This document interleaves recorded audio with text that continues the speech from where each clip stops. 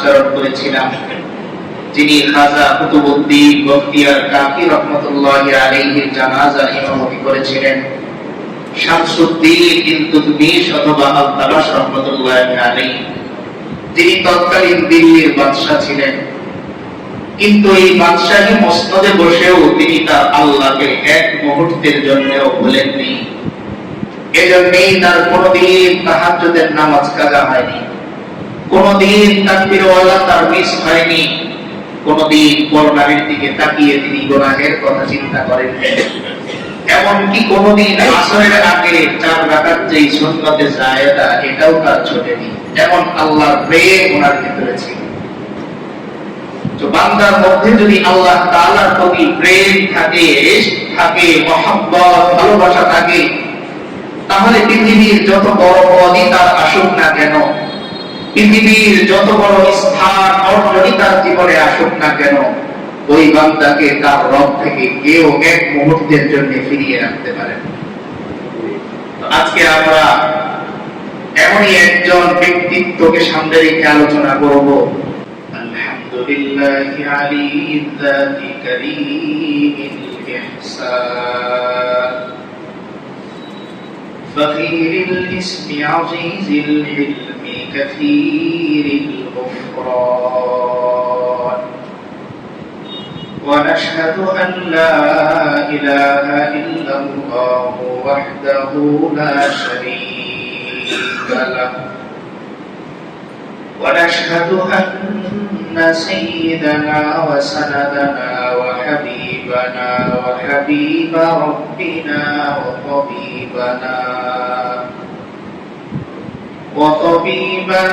وطبيب قلوبنا ومولانا محمدا عبده ورسوله الذي أرسله الله تعالى بالحق بشيرا ونذيرا وداعيا إلى الله بإذنه وسراجا منيرا صلى الله تعالى عليه وعلى آله وأصحابه وبارك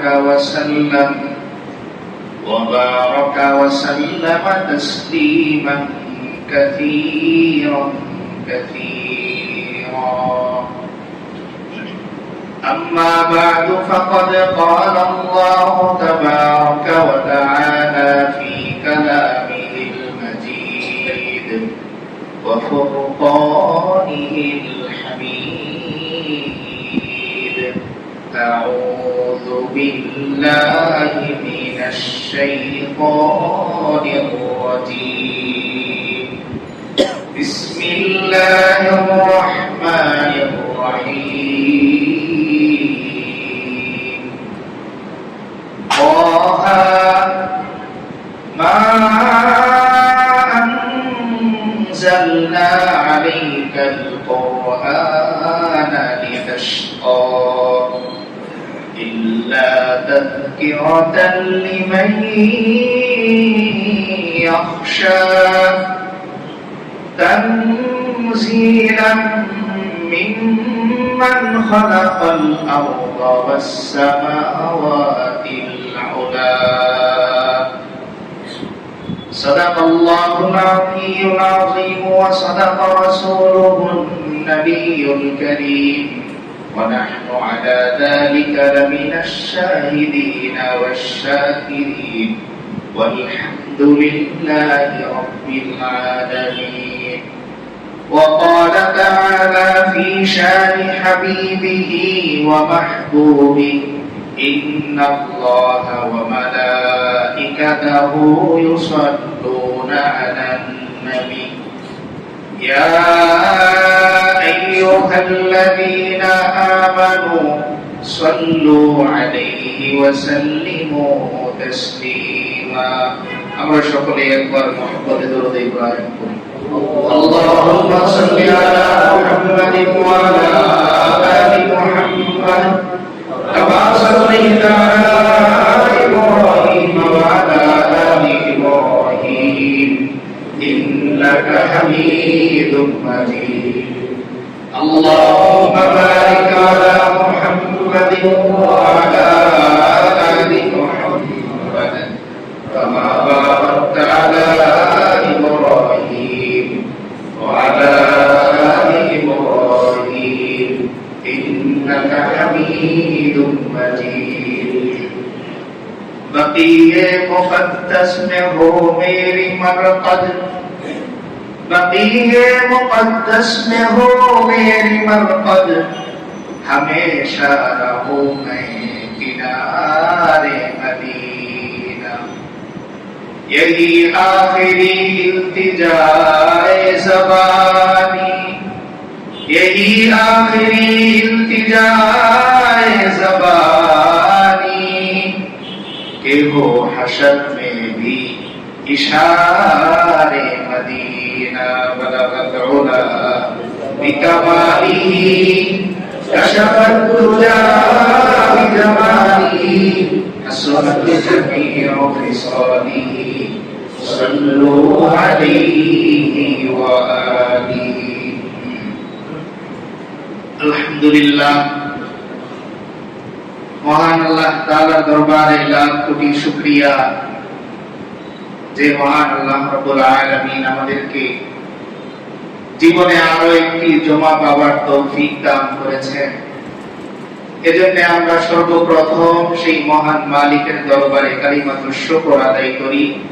সকলে ঈমানের আওয়াজে দিল থেকে মহব্বতে বলি আলহামদুলিল্লাহ। আল্লাহ তাআলা পৃথিবীতে এই কোরআনে কারীমকে নাযিল করেছেন মানুষকে সৌভাগ্যবান হওয়ার জন্য, দুর্ভাগা হওয়ার জন্য নয়।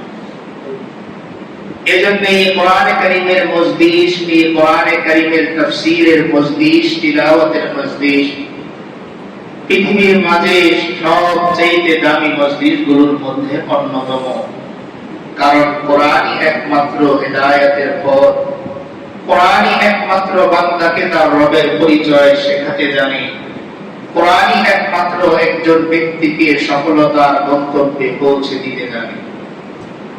এজন্য যারা আমরা কোরআনে কারীমের তিলাওয়াত শোনার সৌভাগ্য অর্জন করেছি বা করি, কোরআনে কারীমের তাফসীর শোনার সৌভাগ্য অর্জন করেছি বা করি, এটা আল্লাহ তাআলার পক্ষ থেকে এক বিশেষ নিয়ামত। কারণ আল্লাহ তাআলা চান আমার বান্দা কোরআনে কারীমের তিলাওয়াত শোনো, কোরআনে কারীমের আহকাম বিধান শোনো, আর এই বান্দাটা দুনিয়া থেকে আখিরাত মুখী হয়ে উভয় জাহানে সে সফলতা অর্জন করুক।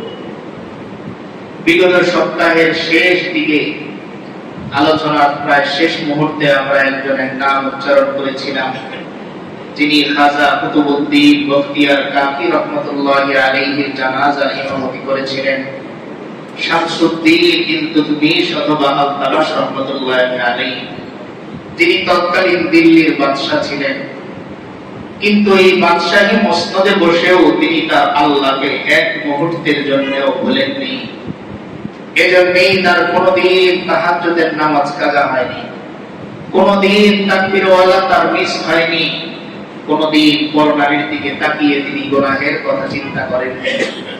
এমনকি কোনদিন আসরের আগে 4 রাকাত যেই সুন্নতে জায়েদা এটাও তার ছোটেনি। এমন আল্লাহর প্রেম ওনার ভিতরে ছিল।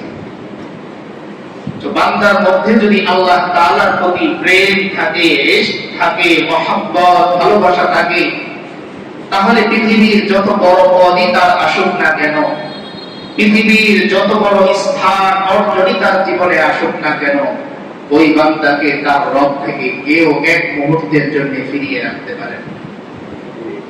আজকে আমরা এমনই একজন ব্যক্তিত্বকে সামনে রেখে আলোচনা করব